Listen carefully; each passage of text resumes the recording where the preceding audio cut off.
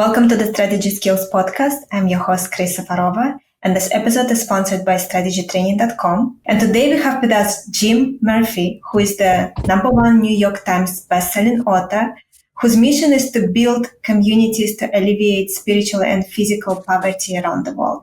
Jim, welcome. Thank you. Thanks for having me. So many questions for you. You're such an interesting guy. Your work is very, very, very impactful. Your great-grandfathers fall from samurai warrior to broken identity. Such an incredible story. What does this story can teach our listeners about anchoring our identity in something deeper than titles and status? You probably have seen it with your clients many times when people, for example, lose their job, they lose their identity along with it. So how can our listeners avoid being so dependent on titles and status when it comes to their identity? Yeah, well, this is the same thing, that happened to me as well. I was a pro baseball player, and then I got injured and lost it, and felt like I lost everything, and my whole identity was wrapped up around that role that I had. And so now one of the most important things that I do and help people with is to make sure that whatever you love most is empowering. Because whatever you love most, that's what's running your life. The spot in your heart, whatever fills that top spot, that's your God. That's what you're going to fear most of losing and hope most of having or keeping. And I just want for everybody to have that spot be powerful. And if it's something unstable like your job, now you're going to be as stable as whatever that is. So let's unpack it. Whatever you love most. Tell us more about that. Yeah, as humans, we're created for relationship, and our greatest need is for love, hopefully unconditional love. And our greatest fear is to not get that love. So love and acceptance is what we need the most, and we're created for, and rejection is the greatest fear. And so most people spend their entire lives, especially people that are talented, because when they do something, they can get a bigger applause or bigger trophy or award from society. They get trapped in this pursuit of achievement because they're just trying to feel better, so they can finally relax and have enough security and sense of I'm okay, I'm good enough. And it's an endless treadmill that chasing your tail that never fulfills. And so inner excellence is about building something that lasts, an inner world that has peace and joy and confidence. And that's based on love. Let's talk about fear. So you call fear the byproduct of self-centeredness. Mm-hmm. I wanted to ask you, in practice, how can someone listening to us right now or watching us right now catch themselves in that trap before it takes over? Well, I think understanding kind of how it works, and this is one of the first things that I do with my clients, is help them understand what your heart deeply wants, how the mind works, how the subconscious mind works and works with your heart, your spirit, your will, and how we get caught up in this trap. And so the way self-centeredness works in my mind is we have to think about ourselves in order to go about through life. We just need, we need to be safe. But that thinking about yourself causes your subconscious to remind you of all your failures and weaknesses. And then so we feel insecure, so we compare ourselves to others, but there's always someone else that has more and better things. So then we feel more insecure, and then anxiety comes. And so the constant thinking about self creates this anxiety. But you can think about when you're at your very best. It doesn't matter if you're a musician or an athlete or a stay-at-home parent. When you're at your best, there's no concern for self. It's just you're totally caught up in the moment, just like when you're with a great movie, absorbed in that, or a book, or a piece of art, or at the Grand Canyon. Then there's no thoughts or insecurity about self. It's just the connection to beauty, and so that's what inner excellence is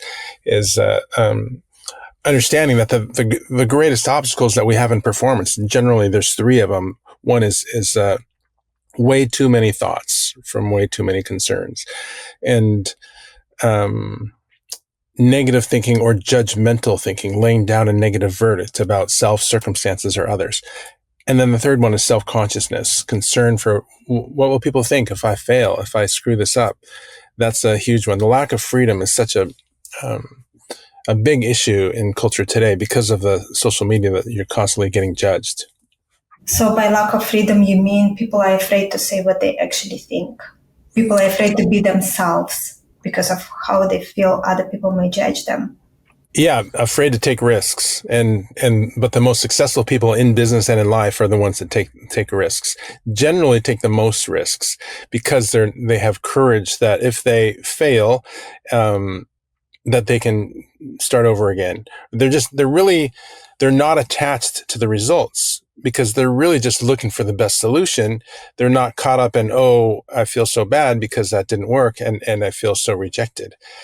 Because the most successful people have found a way to feel that love without needing it from their achievements or looks or status or money or possessions. Yes, the way I think about it is you basically allow yourself to be an artist and you just you find solutions to problems you care about solving. And then it becomes about something bigger than you, whether you just focus on creating some amazing masterpiece, maybe it is an incredible novel or solving a very difficult problem in business, but you're not doing it because of what other people will say or even pay you to solve the problem. You're doing it because you cannot not do it. Yeah, powerful. I want to speak more about fear because I feel you have some approaches that can really help our listeners. So if we go a little deeper into fear and when it gets to the point of a phobia, you mentioned that phobias and fears are not signs of weakness, but signs of a working brain. How that kind of reframe empowers our listeners who feel that they are controlled by their fears or even a phobia. Well, there's two things here. I'll share with you how phobias work and why it's not a flaw. And two, what can we do to expand what we believe is possible so we're not controlled by fear? Okay, so the first one is phobias. So let's think about someone who has a phobia of snakes or spiders. And then say it's snakes, and then a snake crawls over their toe. How many times out of 10 are they going to be afraid and panic? Like it's 10 out of 10, right? It's not like 5 out of 10 and they forget sometimes. They're like, hey, what happened? I thought you had a phobia. Oh, I forgot. That doesn't happen. It's always 10 out of 10 because the subconscious is working perfectly to protect you. So what happened is someone who has a phobia of snakes or spiders or cotton balls or whatever it is, there was some event in their life that was painful, either embarrassing or painful or traumatic. And the subconscious said, okay, I've got to protect you now. And so the way I'm going to protect you is I'm going to embed that memory into your subconscious mind. And then if we ever see a context that's similar where you got wounded that looks like that one, then I'm going to remind you with anxiety and say, whoa, careful, careful. But the problem is, what happened if you got embarrassed or hurt? It was just some sort of event that you didn't do good, but you're going to do it again. Like maybe you felt you didn't do good in a speech or some sporting event or a performance. And then you were embarrassed or whatever it is. Your subconscious is going to lock that in. Next time you go, it's going to say, hey, be careful, be careful. It's going to bring anxiety because you got hurt last time. And so now, the first thing is to understand it's a subconscious mind working perfectly. It's not a flaw. And then the second thing to realize is that you can, like phobias can be cured. The phobias are generally gained in an instant and they can be cured in one session from someone who's really good, especially people that are better than me at it. Like the instructor I learned from, he could do it in probably 20 minutes, most phobias. So, the other thing is to understand, well, how do we deal with fear? And there's some questions that you can ask and understanding that will really help you. So the questions are, am I willing to face my fears? Am I willing to look foolish? Am I willing to fail? Am I willing to be embarrassed? And am I willing to have any feeling? And am I willing to face any feeling and sit with it even if it never goes away? So what happens to most people is they never reach their potential in business, in life, in sports. And the reason is they come to the edge of their beliefs. Beliefs are feelings. They come to the edge of their beliefs and these feelings where they're so uncomfortable. They're like, oh, this is too scary. I could get hurt again, and I'm not going to do it. I mean, we've all been there. Inner excellence is about expanding what you believe is possible and doing things you've never done before, because we're going to become someone we've never been before, which means letting go of our past, which is very scary because for most of us, we identify as our past. I am what I've done. I am what I do. And that's the great illusion. And that's why it's so hard to face your feelings and let go of your past, because of all the consequences in past history. But if you ask yourself these questions, and if you're willing to face any feeling, the only way you're going to be willing to face any feeling is if you're willing to have any consequence, any outcome. If you're not willing for any outcome, then, well, there could be an outcome that you're not willing to have. Then you're going to get feelings you don't want, or feelings that you're not willing to have. And then it's panic time or whatever, or flee this situation. But if you can sit in that feeling long enough and repeat it enough, no matter what your outcomes are, eventually you'll be able to bring your skills into that moment, and then you'll expand what you believe is possible and do things that you've never done before. So, and of course, we have the concept of neuroplasticity, which shows that we can rewire our brains. And that is such a powerful thing. That is something I was doing even as a teenager before knowing what neuroplasticity was. But how do you use neuroplasticity to help clients rewire their brains? Well, it's so important to understand with neuroplasticity that you can rewire your brain. You can have a phobia that is the scariest thing in the world. Just the thought of it can trigger tears, and you could have had it for your whole life, 50 years, and that can be gone in less than an hour. It's really important to understand.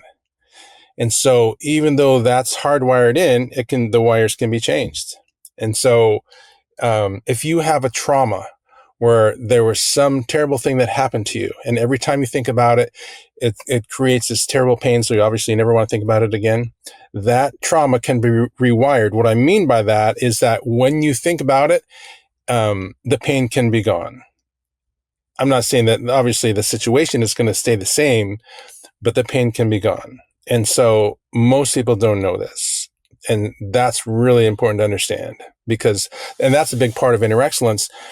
Since I started 15, 20 years ago, majority of my clients have their best year of their careers, our first year together, or the best year in the last 5 years. And one of the reasons I think there's probably multiple. It's a very countercultural thing of pursuing fullness of life rather than the result. But the other one is rewiring past failures and fears. So can you talk us through how you actually do it? Yeah. So the first thing we do is I want to know how you want to feel and how you don't want to feel. So say I was working with you. Every adult has some sort of, whether it's trauma or embarrassments or painful memories. And so I start with how do you want to feel and how do you not want to feel? And so can you share a little bit about how you want to feel and don't want to feel, just with a couple words? Like, how do you want to feel in your life? I think just very focused on my mission, not getting distracted, and really moving things forward significantly as much as I can. And when you're moving things forward, what does that feel like? Like I'm doing what I came here to do. And what does that feel like? It doesn't have any negativity attached to it. You feel alive. You feel that you're doing what you came here to do. So let's say you want to feel focused and alive. Okay, that's when you're your best, when you're focused and alive. And how do you not want to feel in your life? Like, what's the worst? The worst is when I feel I made a mistake, because then I go into a negative spiral. Okay, so when you've made mistakes, which we all have, and you've got into a negative spiral, what's that like? It depends on how bad the mistake was. And if I consider it to be bad, and usually it is not really bad for anyone else other than me, but I feel it is bad because I'm very, very harsh on myself. Mm-hmm. If it is something serious, it may take me some time to forgive myself. Right. Which is common with high achievers and people that are talented. And you looking down and right is the most common thing that happens when people, because your eyes are connected to your thoughts. When you're thinking about painful memories, down and right is where most people look. And so, when you have these, when you're not happy with yourself and feel like you made these mistakes, can you share what it might feel like? Like, obviously it's not joy. It's not happiness. How would you describe it? The dark night of the soul.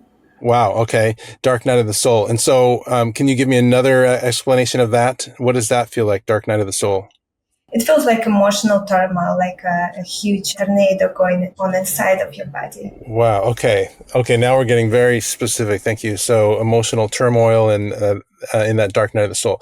So what I would do if I was working with you is I would say, okay, have you ever felt that before? And then you might say, yeah, 6 months ago or whatever, whenever it was, right? Then I will say, okay, I want you to go to that memory and I want you to re-experience it and tell me where you feel this in your body and what it feels like. And I don't have to know any details, so that you don't have to explain anything that happened, especially if it's traumatic. Sometimes that's really hard to do. It doesn't help me at all.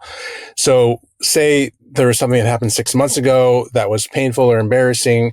You go re-experience it. Now I'm going to ask you for a number out of 10 because I want to find the most painful feelings you've ever had of that feeling. And you might say, okay, 6 months ago, that was like a 5.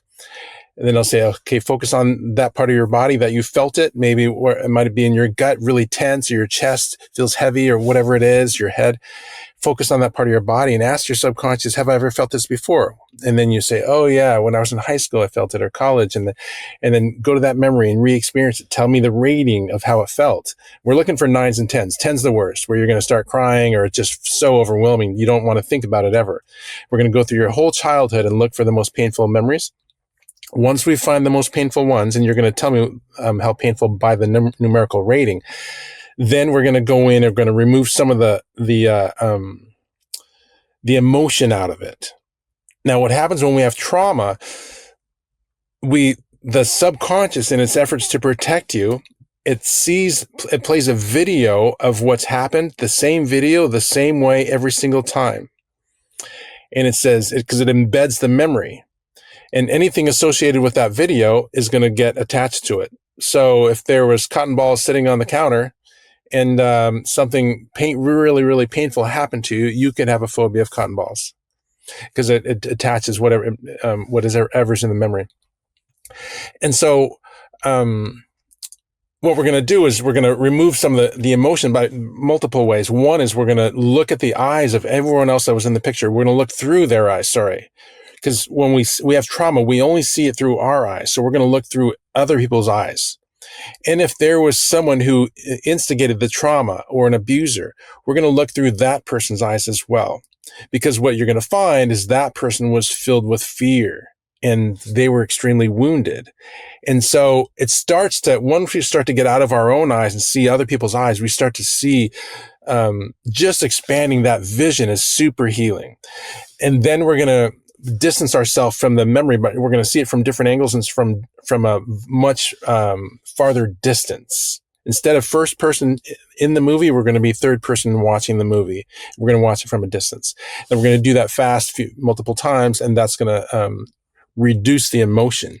Then I'm going to ask you how you do want to feel. And then you're going to say, I want to feel focused and fully alive. And then we're going to go back and get some of those memories and feelings, and we're going to recreate those, and we're going to put those into the trauma, the painful memory. So reduce the emotion. We're going to put in some good feelings, and then we're also going to bring in some good anchors. Like maybe you had a great memory with a best friend or family member or your dog or whatever it is. We're going to bring that positive anchor into the painful memory. And then we're gonna anchor that little confidence memory or entourage of great people and maybe animals or whatever it is. We're going to anchor that into the painful memory, and then we're going to embed it multiple times. And then after we do that work, then for most people, the trauma will go down to we're trying to get to 0, so no pain whatsoever. And that's pretty common. Sometimes it takes a little while, but yeah, that's how it works. Do you ever have situations where it doesn't work? Not really. There's times when we need to do more work than normal. But yeah, it's really just understanding how the subconscious mind works and how the heart works and what it deeply needs, and then doing the work.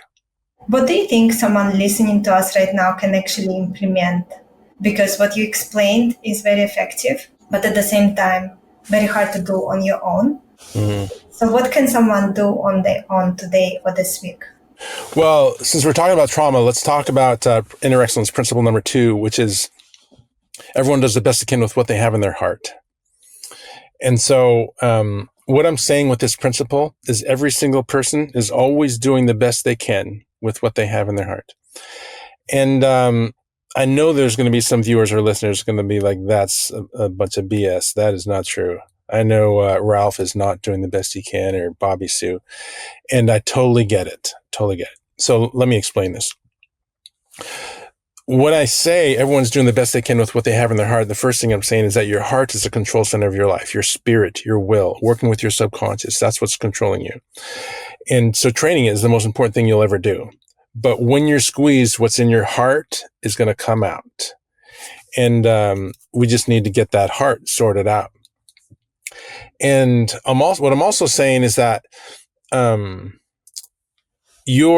in your heart is running your life, and whatever resources in there is what you're going to be able to use to run your life. If the resources are lacking, what's going to come out is not going to be good. And a lot of people are lacking resources. Well, we all are lacking resources, especially at one time or life or another. But if you've grown up in an abusive household and you haven't had love, you're going to be lacking a lot of resources. And so that's going to show up when you're squeezed, that's going to show up in your behavior because your heart doesn't have the capacity.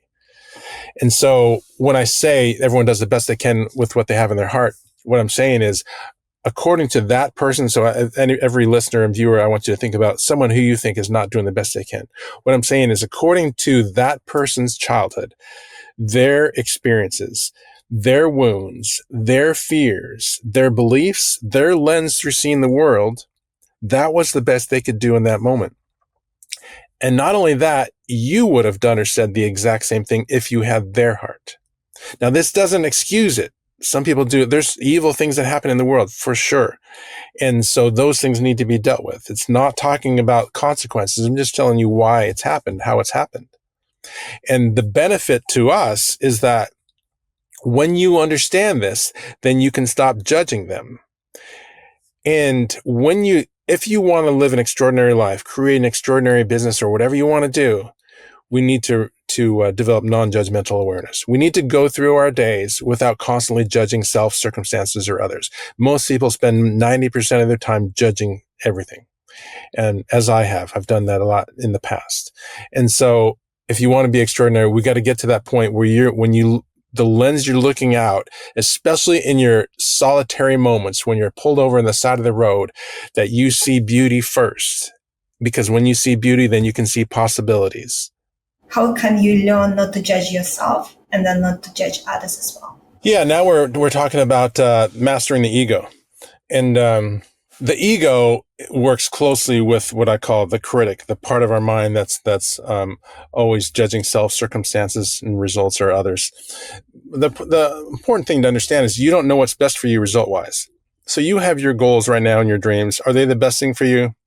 Who knows? I have my goals and dreams. I would like certain things to happen in this transactional world that I live in. But I don't know, like the opposite could be the best thing for me. So we need to hold them really loosely. Because what's happens to most people, what happened to me was I got stuck on a single story. My life has to be this way. But the most successful business people, the most successful in anything, they're not stuck on a single story. They're going to continue to try different things, and they have this resilience. They're like, the most important quality, or at least one of the most important qualities I'm going to have in my life, is to be able to not be attached to how things have to be, and just keep trying different things, fail, try, fail, and then just keep going until you find something that works. And it oftentimes is not going to be what you expect. And so when I think of inner excellence, I think of self-mastery. And when I think of self-mastery, I think of mastering the ego.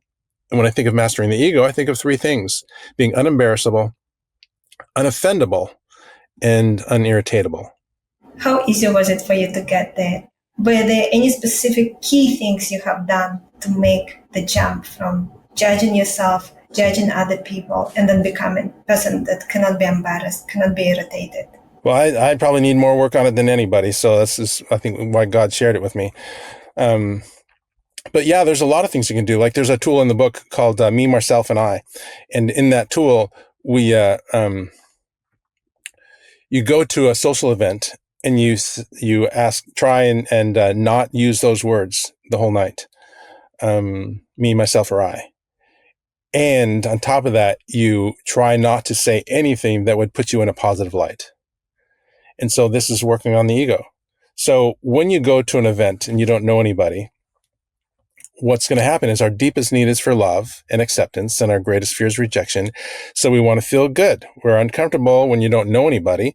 And so, especially if they all know each other and you don't know anyone, or it feels like that, then you're going to want to say things that put you in a positive light. And that's ego that has this desperate need for love. The problem with that is that it's a needy situation. I need people to accept me. And so when you go out into the world and you need people to accept you, now you got one hand behind your back. You're very, very limited. You're constantly self-conscious, afraid of failure, etc. But if you don't need to be loved or accepted, and the way we do that is you fill yourself up with God's love before you go out into the world, then you can be unneedy. That is very true. And I think also the dark night of the soul moments happen to us as well as a gift, because it allows us to grow spiritually to the next level. So my house was in the natural disaster area in the beginning of this year. And so I was part of all that experience of being a part of natural disaster. And some other things happened at the same time. So it did put me into a dark night of the soul moment that I was referring to earlier today. Because before that, I had a tough life, and I thought nothing can impact me negatively. I am peaceful and I know what is important in life. But then something can knock you on your knees. It's interesting. Yeah. But I agree with you that you need to understand that there's something bigger than us, and just follow that guidance. And I also know that what happened at the beginning of the year was really for me, not against me. And it allowed me to break out of my orbit in terms of spiritual development. So powerful. Yeah, the first principle of inner excellence is that everything is here to teach me and help me. It's all working for my good. It's all training for you. And there's another really important principle to understand is that, and I really outline this in my latest book, The Best Possible Life, How to Live with Deep Contentment, Joy, and Confidence No Matter What. It's getting re-released in March by Hachette Books.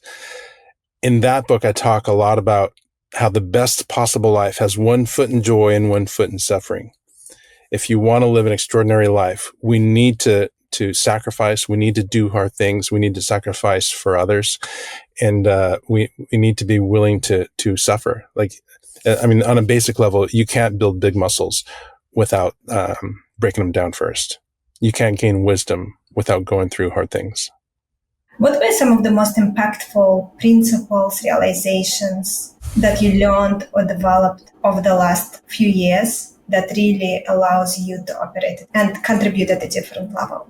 Well, the biggest one is that when I went to the desert, and I spent 5 years full-time writing and researching inner excellence, was that the path to having the most peace and confidence under the most pressure is the same path as living the most extraordinary life, a life of deep contentment, joy, and confidence no matter what. It's a wholehearted path, a path where you develop your inner world and develop your character and your resilience and the inner peace. Because as you develop that, you're going to be better at every single thing. The biggest challenge we have in life is not our circumstances and our results. The biggest challenge is us getting in our own way from the overanalysis and the negative and judgmental thinking and the fear of what people will think if we fail. Let's talk about the mantra. From a world champion, I expect nothing, I can handle anything. That really stayed with me. How did that impact you? How do you use it in your life? How do you help your clients use that? Yeah, well, now I have principle number 3 is I have no needs. I expect nothing. I am free. It's a mantra and a principle all in one. And so the I expect nothing is this tool that the samurai used to use, where before going into battle, they would say this to themselves as kind of a way to get centered. And they would take a long, slow, deep breath, what I call a lasting breath, which is an acronym for long, slow, deep, nasal, gentle, in through the nose always. And On the inhale, they would say, I expect, and then hold. And then on the exhale, which is always longer than the inhale, say nothing. And then in their mind, it's, I expect nothing. I can handle anything. And the whole idea is, let's get rid of all needs and let's just clear the mind completely. And it's kind of based on this idea of this sign in a monastery that said, dear guests, thank you for visiting. If there's anything you need, please let us know. We'll show you how to get along without it. And so if you can go into any performance with no needs, and that, for me, that I expect nothing tool really clears my mind of, it doesn't matter what happens next, what they come at me with, what they think about me, I can handle anything. It is very powerful. It makes you feel free. Do you remember the first time you felt free? Oh, man. Well, I'm going to tell you about the first thing that came to my mind was probably third or fourth grade at recess. Lake Young's Elementary, Todd Anderson, he's one of the littlest guys in our grade, but he had a strong arm.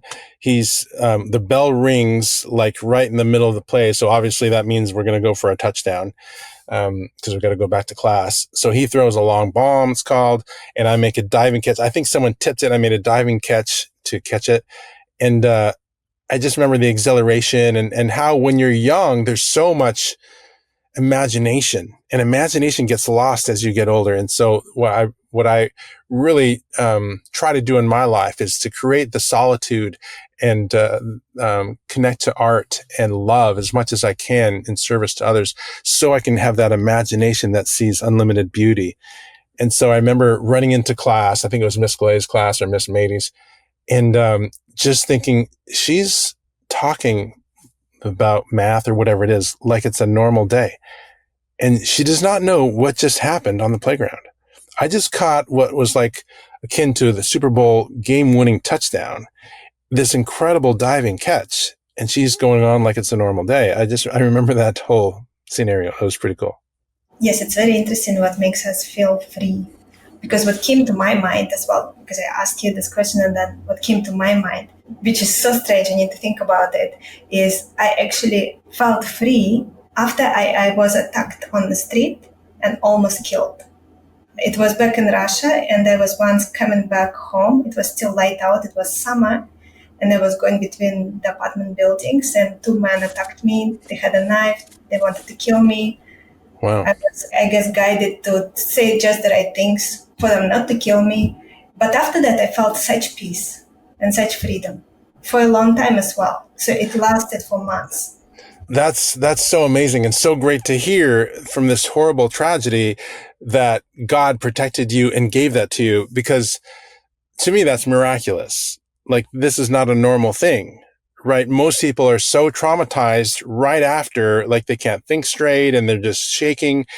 And to hear about peace, which is not, that's the opposite of what most people would feel, right? And what a miracle. That's so cool. So amazing. Thank you. Let's talk about surrender. We cannot have this discussion without discussing surrender. What do you want to say about that? Yeah, surrender is the hardest for people that are talented. If you've got a lot of talent, if you've got $1 million and you got to surrender it all, it's a lot harder than surrendering $1. And so the more talent you have, the harder it is to surrender it. But the problem is, you've got your little vision, your little strength. As a human, we all have our own little strength and vision. I've only seen the world through my eyes. I've never seen it through your eyes or anyone else's eyes. I can only imagine. And yet my eyes is a lens through all the wounds and fears that I've had and beliefs that I've created. And so the most powerful thing anyone could ever do is surrender their little strength for the power of the universe, the power that grows the grass and spins the earth and holds the stars in place. This is what made the 12 steps of AA change lives all over the world, millions of lives. How did that play out in your own life? Do you remember when you decided to surrender? Oh yeah, very clear. The biggest one was with Zoe in Denver, Colorado, when I had a near mental breakdown. 5 years of full-time writing and research, spent my life savings, $90,000 in debt, really isolated myself for the most part. And obviously we're created for relationships. So when you isolate yourself, now you're kind of in danger of succumbing to negative thoughts and spiraling. And that's what happened to me. And I ended up surrendering my life to God. I said, God, I'll do whatever you want. I just want peace. And that was the most amazing, life-changing thing that ever happened to me. I'm a very different person now. Did it last? Well, it's yes and no. It's a daily surrender. I need to surrender every day because I live in this world and I'm human with human desire, self-centered nature. And so as humans, we're led around by our eyes. And so I see something beautiful, I feel great. Something ugly, I don't feel great. This is just human nature. But we can get, as humans, we get sucked in to things that are drama or a crime scene or anything like that, things that are negative. And so I need to daily renew my mind. And so it's a lot of work to surrender every day because I have a body that always wants pleasure and never wants to get poked in the eye. And yet, like I said, the best possible life has one foot in joy, one foot in suffering. I've got to learn to do hard things and to put off temporary pleasures for long-term gain. And that's hard. So that's why I need to simplify my life and have solitude and have mentors and read books and listen to podcasts and things that are empowering and filled with wisdom. Jim, and do you remember when it became clear to you what is your mission? Well, after I went to the desert and surrendered my life, and that really changed everything. My purpose is to share God's love, wisdom, and courage with athletes and leaders around the world, with everybody, really. So it's been like that for the last 15, 20 years. I think if anyone wants to think about their purpose or mission, love is the most powerful force in the universe. And so if you include unconditional love in there, then you've got something really strong. That is very true. Does it have to be sacrificial though? Yeah. So, I mean, I can say like I love sunrises and sunsets and playing board games and golf and traveling to new countries. And that's all great. I love those things. I can say I love Jesus and that's all great. Which a lot of people love those things. All the people that know what's up love those things. I'm just kidding. But to love something, like English only has one word for love. And when I say I love God or I love board games or travel or great food, sushi, Thai food, Indian food, of course, all those great things, Korean barbecue. When I say I love those,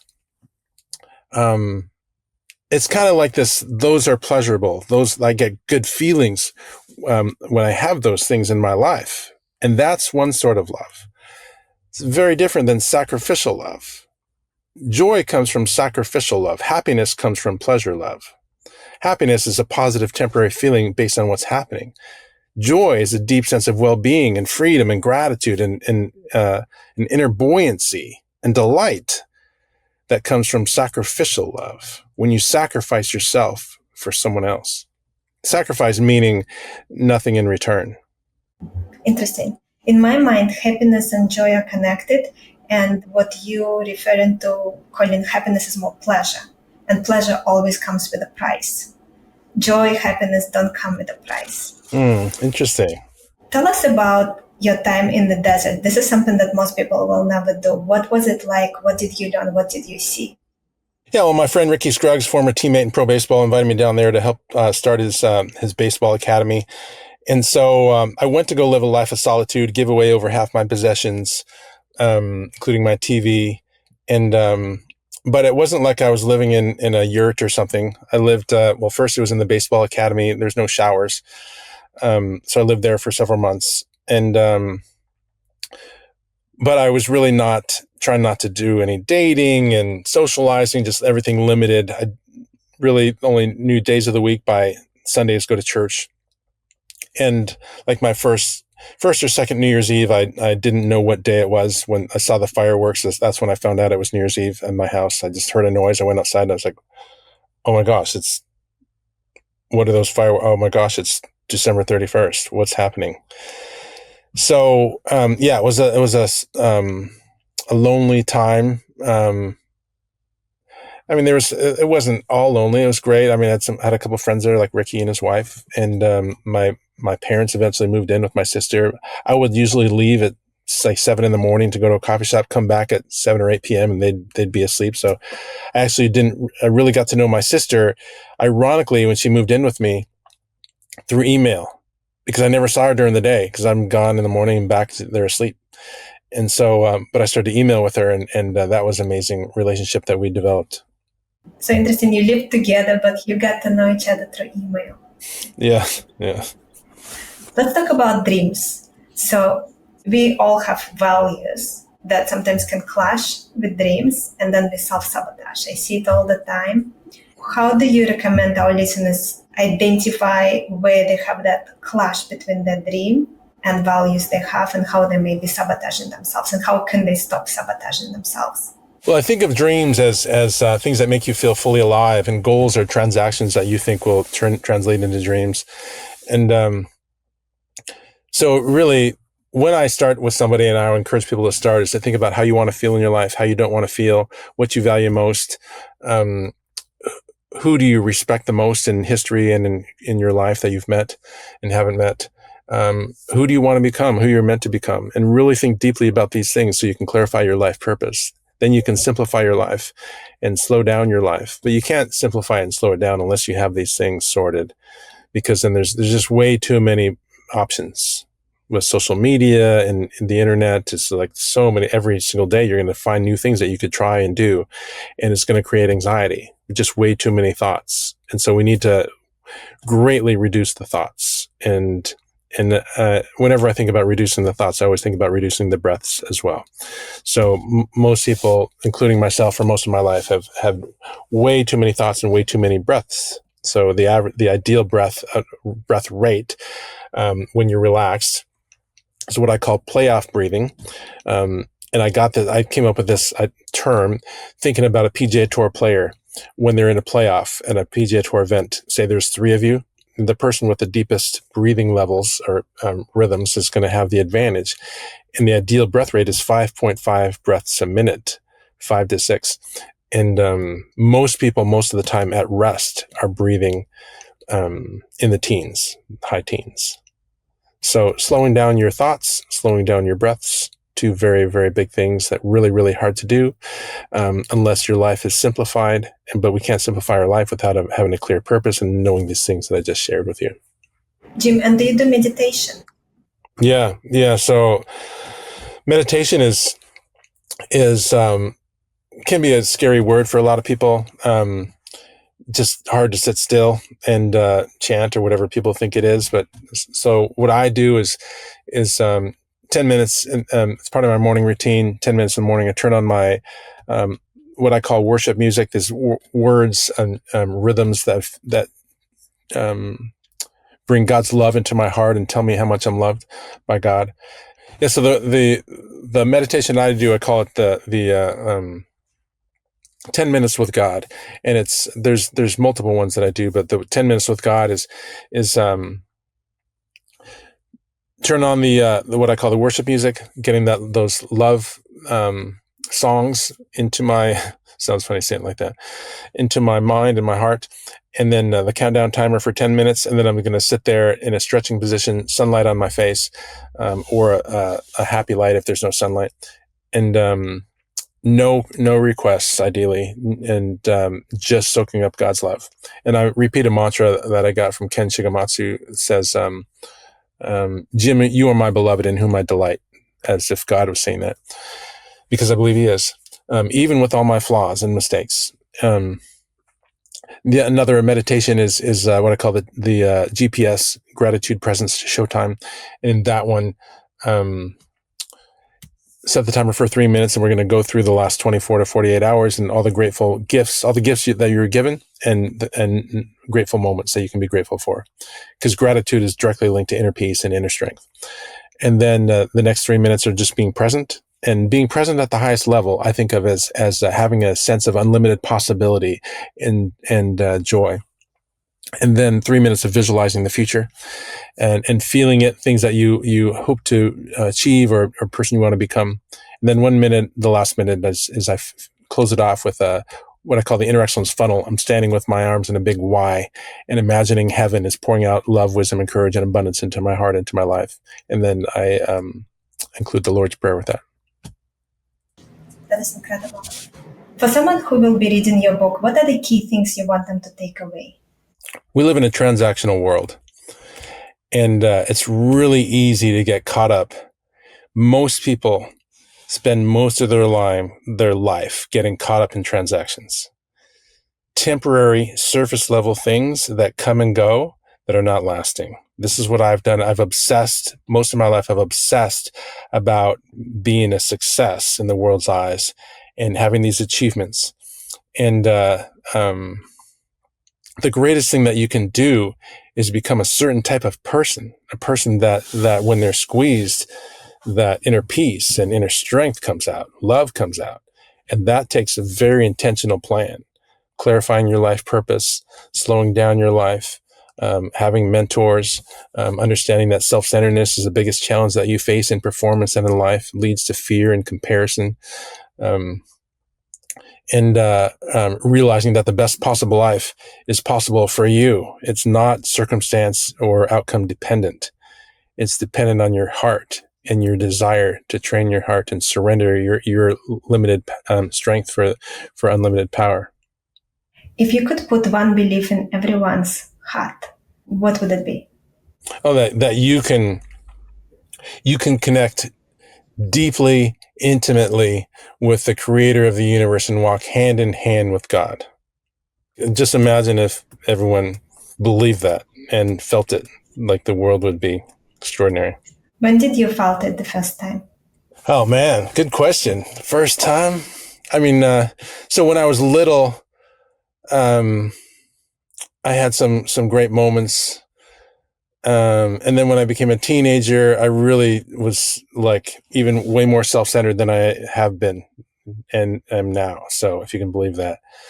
But the first time I really connected with God that I remember, well, the first memory that comes to mind is being a camp counselor in 7th and 8th grade in Port Hardy in Port Alice, Vancouver Island, with great friends Kyle and yeah. Jim, thank you so much for being here. Where can our listeners learn more about you, buy your book, anything you want to share? Thank you. Well, first I'll tell you where you can learn about me. You can go to my website, innerexcellence.com, and subscribe to our newsletter, which is going on Substack here in a few weeks. And I'm on Instagram, Inner Excellence Jim Murphy, and all the other social media things. But the important thing to understand is that there's no one can do what you can do. Not a single other person on the planet. And God's training you right now. He sees your life, and you might feel so lost. Like, I mean, I felt as lost as anybody could feel, I think. I mean, on the verge of a mental breakdown, and felt like I had no hope. Like I was $90,000 in debt, like my net worth negative 90K. I would look at homeless people and think, yeah, you've got nothing and you're on the street. I've got nothing and a mountain of debt. I felt like worse off than them. You know, that's how my mind was putting it. And so understand that what you're going through right now is most likely training for you, and God's going to work it out for your good. And there's no one in the world that can do what you can do. No one has your relationships, your experiences, and your potential. 100% agree with you. Jim, thank you so much. Thanks so much for having me. Our guest today was Jim Murphy, New York Times bestselling author. Check out his book, Inner Excellence. And this episode is sponsored by strategytraining.com. Thank you so much for tuning in, and I'm looking forward to connect with you all next time.